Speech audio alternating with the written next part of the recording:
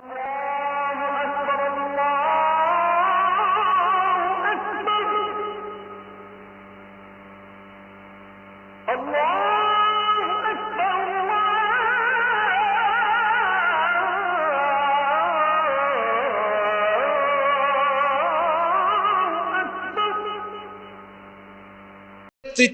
বেহুশ থেকে হুশ আসার পরে নবীজি বললেন, আয়েশা এখন কোন সময়?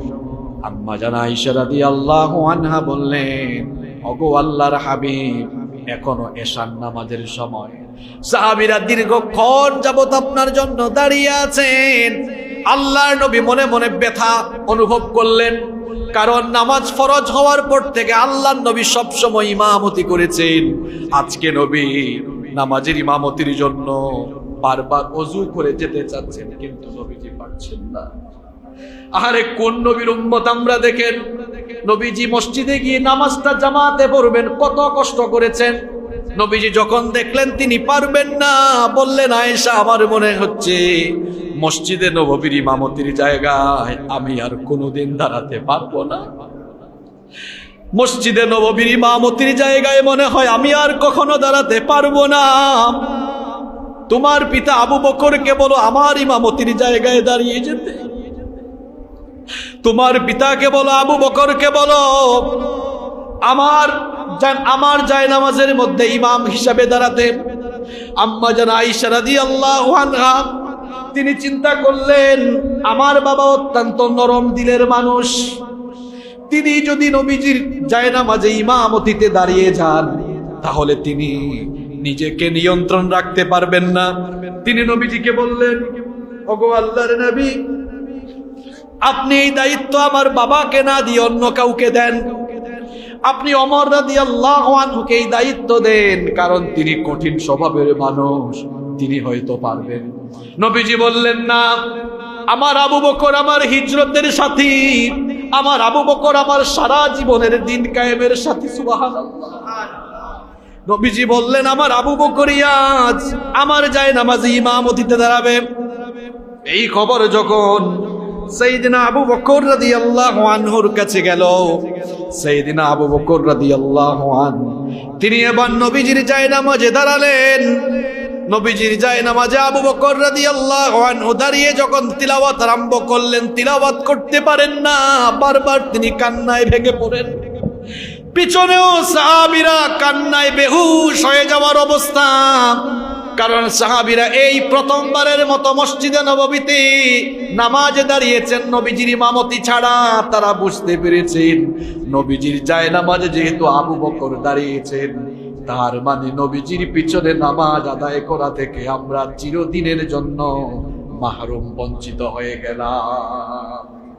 নামাজ আরম্ভ হলো, নামাজ চলছে। এমন সময় আল্লাহর নবীর হুশ আসলো। নবীজি বললেন, আয়েশা, সাহাবীরা কি নামাজ শুরু করেছে? আম্মা জান আয়েশা রাদিয়াল্লাহু আনহা বললেন, আপনার পারমিশনের পরে আমার বাবা আবু বকর রাদিয়াল্লাহু আনহুর ইমামতিতে নামাজ আরম্ভ হয়েছে। নবীজি তখন এত আনন্দিত হলেন, এত খুশি হলেন। নবীজি বললেন, আয়েশা, মসজিদে নববীর দিকের জানালাটা একটু খুলে দাও, জানালা খুলে পর্দা একটু সরাইয়া দাও। কেমনে আমার সাহাবীরা নামাজ পড়ে আমি ছাড়া, আমি একটু দেখি। যখন জানালা খুলে দেওয়া হলো, পর্দা সরিয়ে দেওয়া হলো, আল্লাহর নবী একটু উকি দিয়ে নামাজের দৃশ্যটা দেখলেন। নামাজের দৃশ্য দেখে আল্লাহর নবী কেঁদে ফেললেন। আম্মা জান আয়েশা রাদিয়াল্লাহু আনহা তিনি বললেন, নবী গো, সাহাবীরাও কাঁদে, এই দিকে আপনিও কাঁদেন। সাহাবীরা কাঁদছে, আপনি নামাজে ইমামতিতে নাই, কিন্তু আপনি কাঁদেন কেন? নবীজি তখন বললেন, আয়েশা রে, আমার চোখে তুমি যে পানি দেখো, এই পানি কোনো দুঃখের পানি নয়, এটা হলো আনন্দের পানি। কারণ আমি দুনিয়া থেকে যাওয়ার আগে আল্লাহ এই দৃশ্য আমাকে দেখার সুযোগ দিয়েছেন। এই যে সাহাবীরা আমার অনুপস্থিতিতে কি সুন্দর সারিবদ্ধভাবে দাঁড়িয়ে নামাজ আদায় করছে, নামাজের এই পরিবেশ নিশ্চিত করার জন্য সাফা পাহাড়ে আমার রক্ত ঝরেছে, তায়েফের ময়দানে কাফিরগুলো আমাকে মেরেছে, উহুদের ময়দানে কাফিররা আমার দান শহীদ করেছে। এই পরিবেশ কায়েমের জন্য এই নামাজ কায়েমের জন্য, দিন কায়েমের জন্য 23 বছর আমি মার খেয়েছি, সংগ্রাম করেছি। দুনিয়া থেকে যাওয়ার আগে এই চিত্র সরাসরি দেখে আমার মনটা ভরে গিয়েছে। নবীজির জায়নামাজে সাইয়েদনা আবু বকর রাদিয়াল্লাহু আনহু দাঁড়ালেন। বৃহস্পতিবার এশার নামাজ থেকে আবু বকরের ইমামতি আরম্ভ হলো। নবীজি 12ই রবিউল আউয়াল সোমবার দুনিয়া থেকে চলে গিয়েছেন। বৃহস্পতিবার এশার নামাজ থেকে সোমবার ফজরের নামাজ পর্যন্ত মোট 17 ওয়াক্ত নামাজের ইমামতি নবীজির জীবদ্দশায় করেছেন সাইয়েদনা আবু বকর রাদিয়াল্লাহু আনহু। কত ওয়াক্ত? 17 ওয়াক্ত। নবীজির জীবদ্দশায় সাইয়েদনা আবু বকর রাদিয়াল্লাহু আনহু মোট 17 ওয়াক্ত নামাজের ইমামতি করেছেন। আল্লাহর নবী দুনিয়া থেকে যাওয়ার আগের দিন সোমবার দুনিয়া থেকে চলে যাবেন। রোববার তিনি তার স্ত্রী আমাদের মা আম্মা জান আয়েশা রাদিয়াল্লাহু আনহাকে ডাকলেন, ডেকে বললেন, আয়েশা, আমার ঘরে কি কোনো সম্পদ আছে নাকি? কেমন নবী দেখেন, আমি আপনি দুনিয়া থেকে যাওয়ার আগে বাড়ি বানাই কয়েকটা, গাড়ি বানাই কয়েকটা, গাড়ি কিনি কয়েকটা, বাড়ি বানাই কয়েকটা, মনে হয় যেন গাড়ি বাড়ি আর সম্পদ নিয়ে আমরা কবরে যাব। কিন্তু আল্লাহর হাবিব দুনিয়া থেকে যাওয়ার আগের দিন বললেন, আয়েশা, আমার ঘরে কি এখনো কোনো সম্পদ আছে নাকি? আম্মা জান আয়েশা রাদিয়াল্লাহু আনহা বললেন, মাত্র কয়েক দিনার, কয়েক দিরহাম আমার ঘরে আছে।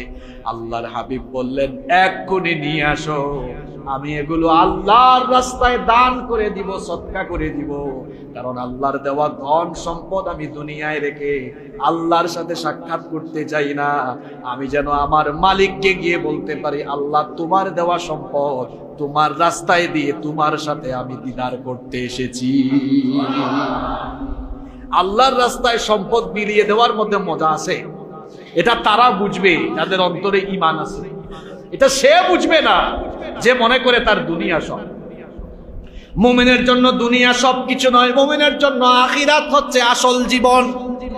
কারণ দুনিয়ার জীবনের শুরু আছে, শেষও আছে, কিন্তু আখিরাতের জীবনের শুরু আছে, কোনো শেষ।